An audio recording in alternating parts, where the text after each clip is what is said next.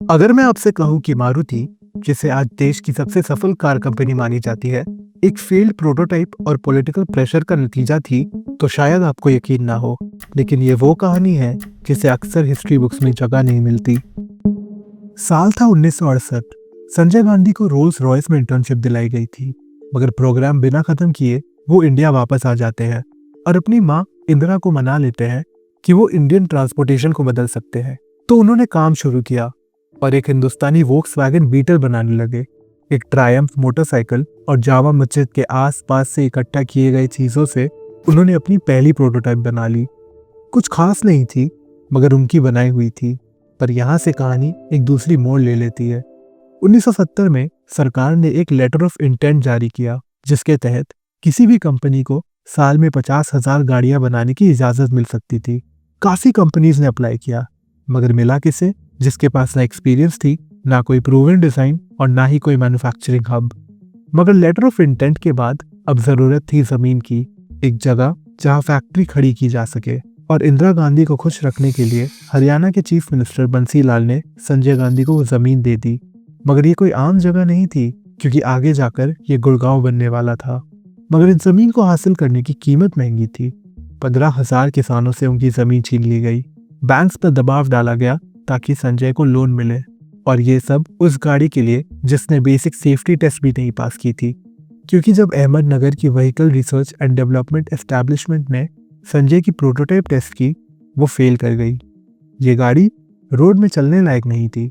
इन सब के बावजूद 1974 में मारुति के पास लाइसेंस आ जाती है 50,000 गाड़ी बनाने की, और हर कोई जानता था कैसे मिला ये लाइसेंस इस गांधी को। मगर अगले साल संजय गांधी बिजी होने वाले थे। 1975 की इमरजेंसी से एक झलक मिला कि पावर से क्या किया जा सकता है। संजय गांधी ने अपने कार प्रोजेक्ट को एक पैसा वसूली में बदल दिया था। जनपद के लोगों के पास एक चॉइस थी, मारुति के शेयर्स में पैसा डालो या अपना व्यापार खो बैठो। और इसका उदाहरण भी दिखा जब सिंघानिया बिजनेस के एक एग्जीक्यूटिव को अरेस्ट कर लिया गया था। उनका जुर्म, उनकी कंपनी ने मारुति शेयर्स नहीं खरीदे जितना उन्हें खरीदने चाहिए थे, और शेयर्स खरीदते ही एग्जीक्यूटिव को जेल से रिहा कर दिया गया।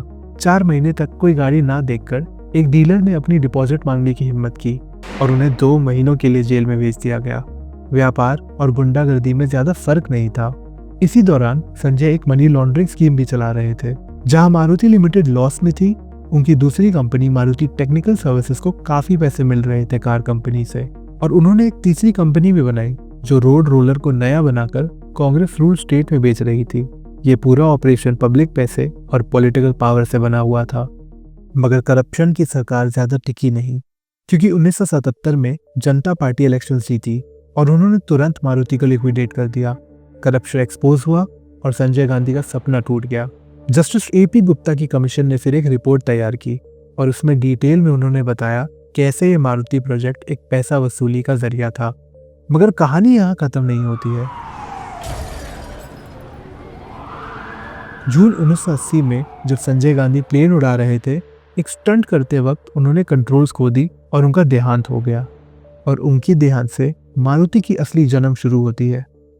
क्योंकि संजय के देहांत के बाद इंदिरा गांधी ने सब अपने हाथ में लिया और सपना वापस सच होने वाला था। क्योंकि इस बार सब ठीक से होने जा रहा था। उन्होंने प्रोफेशनल्स बुलाए, जापान की सुजुकी के साथ पार्टनरशिप की और इंडियन रोड्स के लिए एक अच्छी गाड़ी बनाने की रिसर्च चालू हो गई। जिसके बाद 14 दिसंबर 1983 को सपना सच हुआ। पहली मारुति 800 प्रोडक्शन लाइन से निकली। जो गाड़ी संजय ने सोचा था 8,000 में बिकेगी, उसे 16,700 में बेचा जा रहा था। मगर इस बार गाड़ी सेफ थी और इंडियन लोगों के लिए थी। संजय गांधी की विजन अच्छी थी, मगर अफोर्डेबल इंडियन कार बनाने का तरीका काफी गलत था। क्योंकि मारुति 800 हमारे देश की मोबिलिटी को ट्रांसफॉर्म करने वाली थी, और सुजुकी की पार्टनरशिप के साथ ये एक सक्सेस स्टोरी बन गई। लेकिन इस गाड़ी की असली कीमत काफी महंगी थी। संजय की मृत्यु, इमरजेंसी और प्रोफेशनल इंजीनियर्स की जरूरत पड़ गई। हर चीज जो पॉलिटिक्स और इमरजेंसी रूल की वजह से गलत थी, पहली मारुति प्रोटोटाइप वो दर्शाती थी। मगर आज की मारुति एक प्रूफ है कि किसी भी चीज को ट्रांसफॉर्म किया जा सकता है। संजय गांधी एक गाड़ी बनाना चाहते थे करप्शन के जरिए, मगर उन्होंने एक ऐसी कंपनी को जन्म दे दी जिसने भारत को बदल दिया।